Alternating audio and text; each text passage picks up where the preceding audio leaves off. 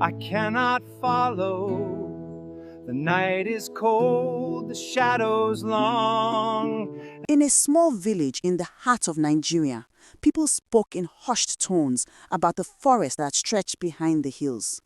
The forest was dense and dark, with trees so tall their tops vanished into the clouds. But one tree was different. Everyone called it the singing tree, for every night it sang a song no human had ever heard before. The song was deep and sorrowful, carrying the weight of 1,000 years. Those who heard it said it made their hearts ache, as if the tree itself mourned endlessly. Adaobi had heard it the previous night, lingering in her mind. Ooh, why do you leave me?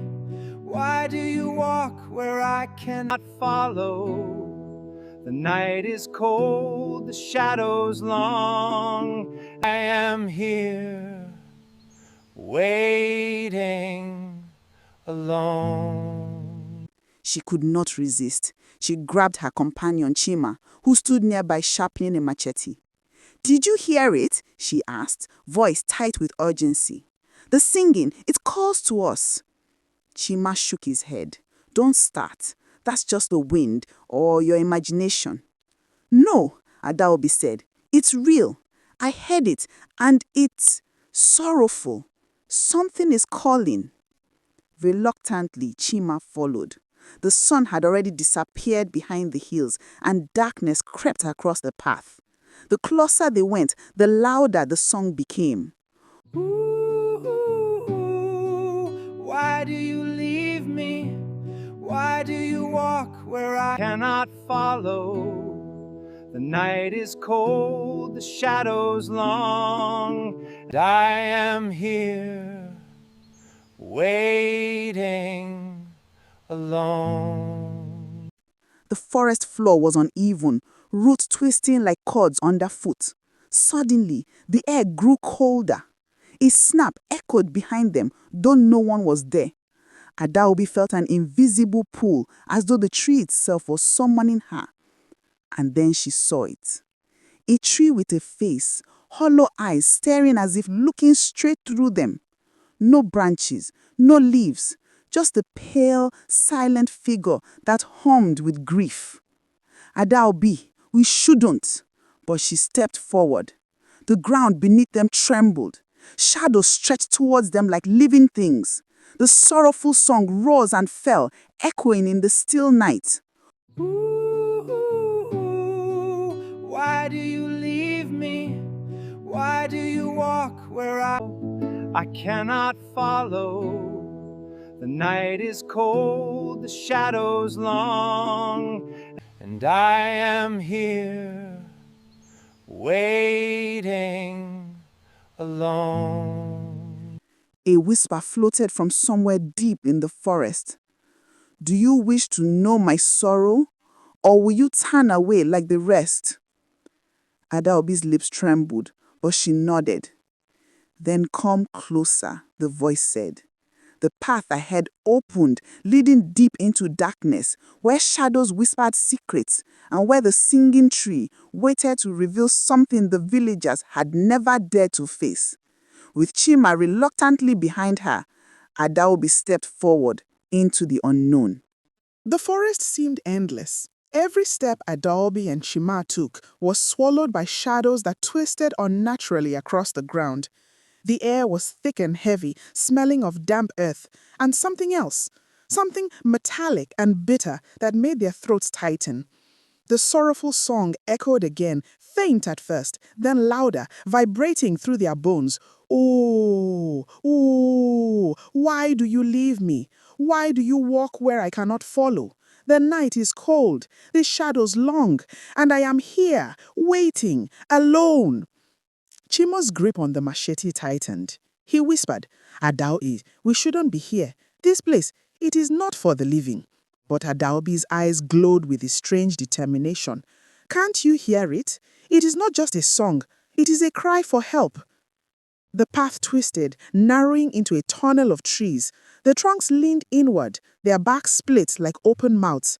As they moved forward, whispers began to rise from the shadows. At first, they were soft, like a breeze, but soon the whispers grew louder, overlapping, 100 voices murmuring at once. Stay! Go back! Don't look! Don't listen! Chima stumbled, almost dropping his machete. He gasped, "Did you hear that?" Adaobi nodded slowly. "They're speaking to us." The ground shivered beneath their feet. Black roots slithered across the soil like snakes, calling and uncalling, guiding them forward. One root brushed Adaobi's ankle. It was ice cold, and for a brief moment, she thought she felt a heartbeat pulsing within it. Her breath caught. "Chima, the tree is alive!" They stepped into a clearing, and there it stood. The singing tree, pale and twisted, with no leaves, no branches, only a single trunk rising into the night. Its face loomed larger now, the hollow eyes deep pits of sorrow. The mouth moved slightly, opening and closing with each verse of the song. Ooh, why do you leave me? Why do you walk where I cannot follow? The night is cold, the shadows long, and I am here waiting alone. The sound no longer came from the forest. It came from inside the tree. Adaobi's knees weakened, but she forced herself closer. As she drew near, she noticed something carved into the bark, shapes, letters, scratches.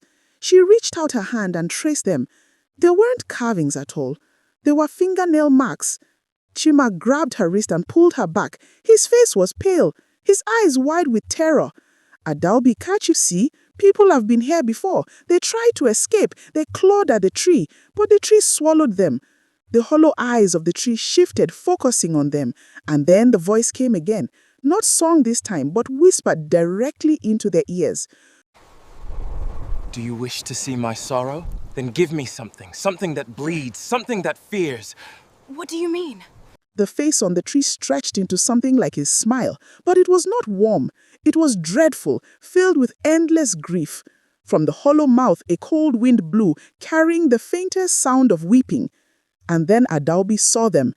Inside the hollow eyes of the tree, shapes shifted, faces, dozens of them pressed against the wood as if trapped beneath the bark. Their mouths opened in silent screams. Their eyes pleaded for release.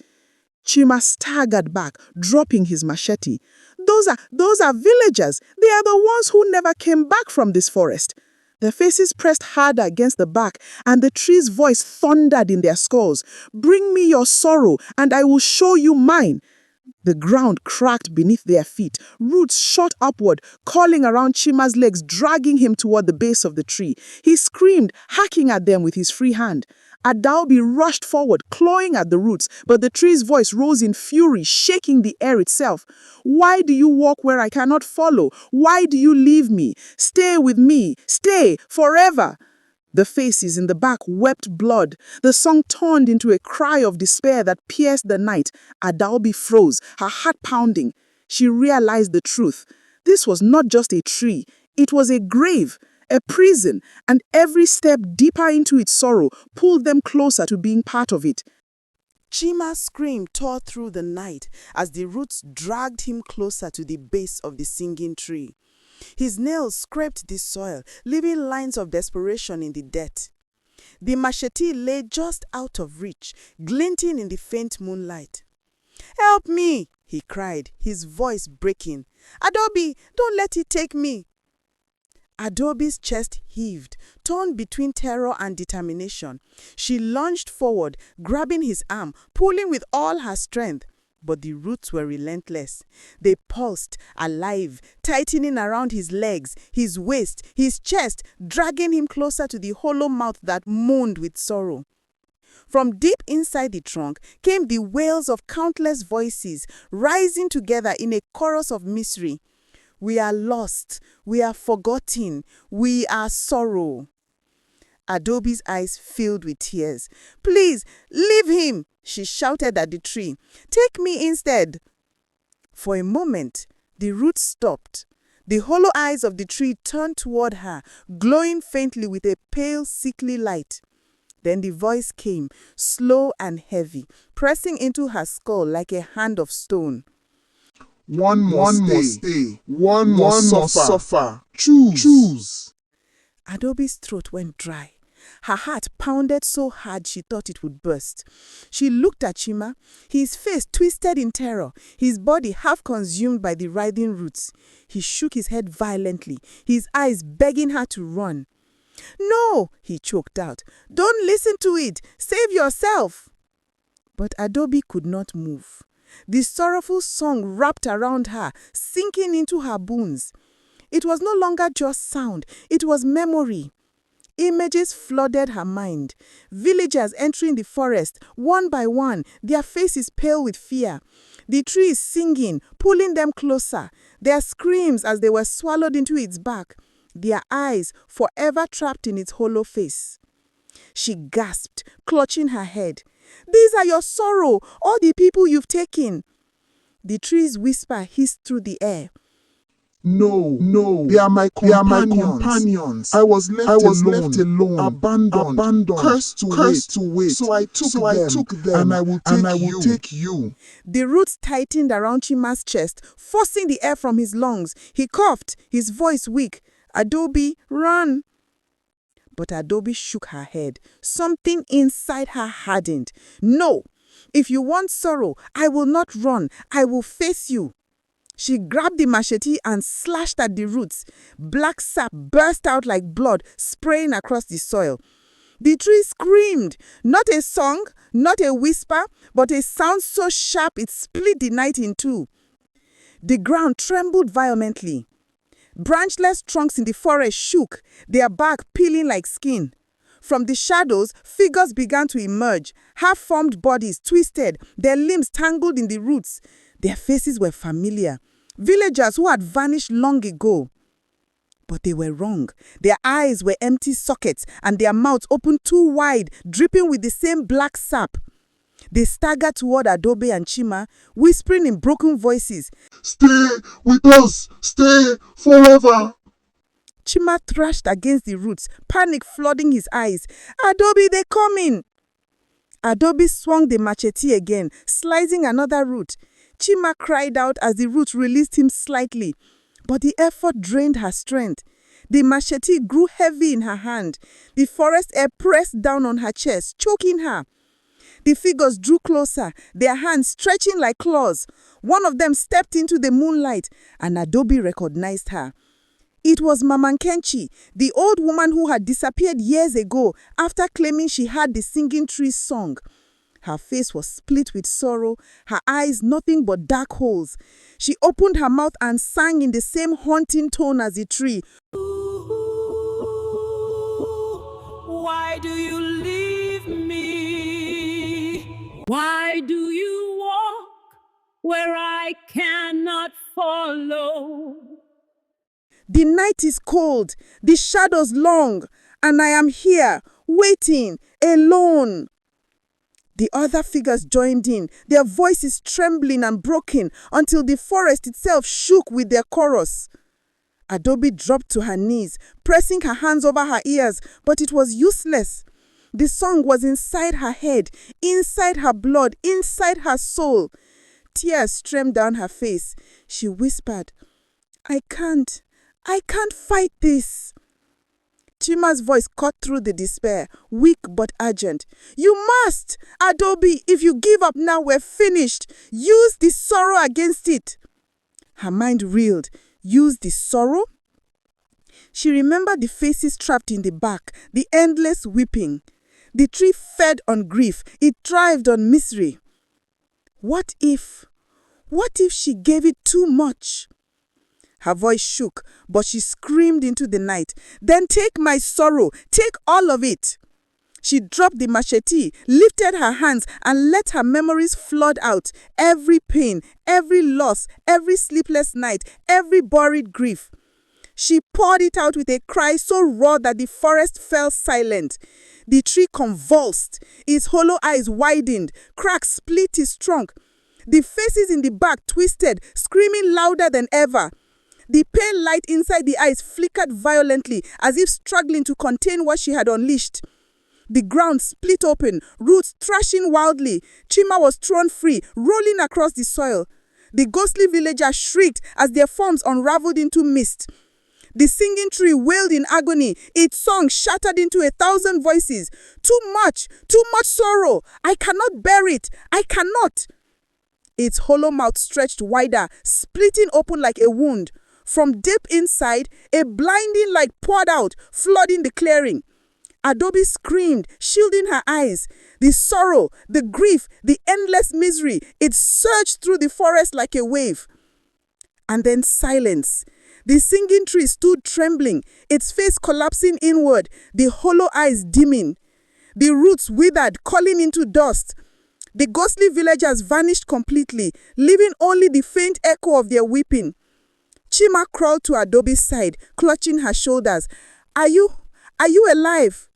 She nodded weakly, her body shaking. Her face was wet with tears, her chest heavy with exhaustion. The singing tree was dying, but even in its last breath, its voice whispered, faint and trembling. You have given me sorrow, but sorrow never dies. I will wait. I will return. And when I do, I will sing again. The clearing was quiet at last. The forest that had howled and wept only moments before now lay heavy and still. The air smelled of ash and rot. The scent of something ancient, burned away but not destroyed. Adaobi slumped against a stone, her chest rising and falling in ragged breaths. Her eyes were swollen from tears, her body trembling as though the sorrow she had poured into the tree had torn something loose inside her. Chima crawled to her side, clutching his ribs. It's gone, he whispered, his voice hoarse. The tree is gone. Adaobi shook her head slowly, her gaze fixed on the pale trunk that still stood, cracked and silent in the moonlight. No, she said softly, it is not gone. It is only waiting. I felt it in my blood. It will never stop waiting. The silence pressed down on them, thick and suffocating. Even the insects, even the owls, everything had fallen mute. The forest was listening. Chima reached for her hand, but she pulled away, wrapping her arms around herself. Her face was pale, her eyes hollow. Something in her had changed. We must go, he said urgently, before it wakes again. But as they turned to leave, the path behind them twisted. The trees had shifted, their trunks crossing like bars. The forest would not let them go so easily. Adaobi stumbled back, her voice shaking. It doesn't want us to leave. A faint sound rose in the air, not the tree's sorrowful song this time, but whispers. Hundreds of them drifting from the dark. They circled the clearing, soft, endless. Stay, stay, stay with us. Chima brandished the machete weakly. No, you will not take us, he shouted, though his voice trembled. From the cracked trunk of the singing tree, a trickle of black sap began to drip the soil. The cracks widened, and something inside began to push forward. At first, it looked like smoke. Then it formed into a face. Not the same face of the tree. This one was human. It was Adaobi's father. Adaobi froze, her blood turning cold. Papa, she whispered, her voice breaking. The face smiled faintly, though its eyes wept black tears. My daughter, why did you leave me? Why did you not come when I called? Her knees buckled. No, you are dead. This cannot be you. The tree's whisper slid into her mind. I hold all sorrow. I hold all grief. What you loved, what you lost, I keep them. I sing for them. And now I will keep you. The figure of her father reached out from the trunk, his arms stretching unnaturally long. His hands brushed her cheek. For a moment, she wanted to give in, to fall into his arms, to let his sorrow swallow her whole. But Chima grabbed her shoulder and yanked her back. That is not your father. That is the tree's trick. The figure twisted, its smile stretching too wide, its voice deep and layered with countless tones. Oh, oh, why do you leave me? Why do you walk where I cannot follow? The night is cold, the shadows long, and I am here, waiting, alone. Adaobi screamed and swung the machete. The blade struck the trunk, splitting it deeper. The face dissolved into smoke, shrieking. The ground shook violently. Roots erupted everywhere, wrapping around the ankles, pulling them down. Chima slashed wildly, cutting some free, but more kept coming. The forest was alive, furious, unwilling to release them. Adaobi fell to her knees, her hands sinking into the soil. Her voice cracked as she cried, "What do you want from us? Why do you not rest?" The tree's hollow voice rumbled through the night. Because sorrow never rests. It feeds, it grows, it sings. The roots tightened, pressing against her ribs, stealing her breath. She thought of the villagers trapped in the bark, of Mama Kechi's hollow eyes, of her father's false face. And she knew then the tree could never be destroyed, only endured. Her heart broke with the weight of it. She looked at Chima, who was bleeding, struggling, fighting desperately against the roots, and she understood what the tree meant when it said one must stay. Tears ran down her cheeks. "Chima," she whispered, "forgive me." Before he could answer, she wrenched the machete from his hand and plunged it into the soil at her feet. The roots surged upward instantly, wrapping around her, pulling her into the ground. Chima screamed, "Adaobi, no!" But she did not resist. She let the roots take her, let the sorrow pull her down, down into the hollow mouth of the tree. As her body disappeared, the singing tree sang louder than ever. Its voice was not sorrowful anymore. It was satisfied. "Oh, oh, one has stayed, one has given all. The night is cold, the shadows long, and I am here, no longer alone." The forest grew silent again. The roots loosened around Chima and slithered back into the soil. The path opened, straight and clear. He staggered back to his feet, weeping, his heart shattered. He knew the truth. Adaobi had given herself so he could live. He stumbled back to the village at dawn, broken and haunted. When he told the elders what had happened, they wept but did not speak. For they already knew. The singing tree always demanded sorrow. It always took one. From that day on, whenever the night fell, the villagers swore they could hear a new voice in the song. It was Adaobi's voice, deep, sorrowful, endless. "Ooh, ooh, why do you leave me? Why do you walk where I cannot follow? The night is cold, the shadows long, and I am here, waiting, alone."